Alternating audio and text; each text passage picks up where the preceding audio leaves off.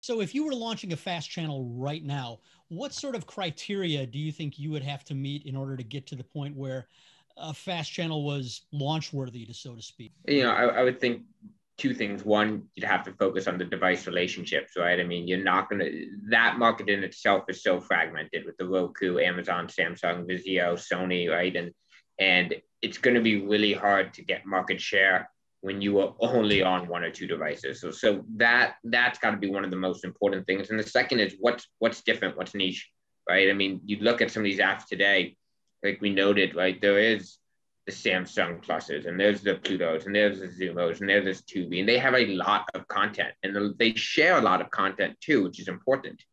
Because if you're a small app, if you're just getting what they're getting, you're not really going to differentiate. No one's going to discover you. And so what can you do that's different? What can you do that's unique, right? A Doodle with just kids programming, a BritBox with British dramas in the US, right? Like those kind of things have a higher potential, even though they have a smaller audience, because you can build that sort of brand identity and people will go to you for that type of content instead of just Googling, where can I find Degrassi episodes? Not to give away how we assess channels here at Redbox too deeply, but I think all those things make a ton of sense from Andrew, and some things that I think are really important. Obviously uniqueness is important, but it has to be more than just stitching together a bunch of digital shorts.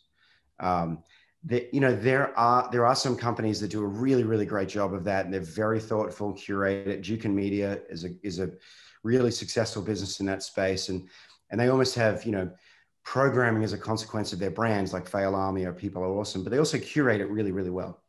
I think that we've already moved past that stage of find YouTube category that does well.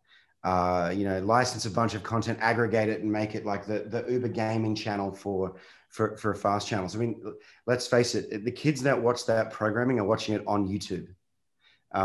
So you're not really going to migrate those folk to a lot of these platforms. Maybe there's standouts that you weren't expecting that maybe have a broader audience before that, but you have to think about what is the kind of programming that can have someone stop in a channel flip environment where you're one click away from a different channel, but then separately have programming that's meaningful enough that can last, for a session between, 20 minutes and an hour.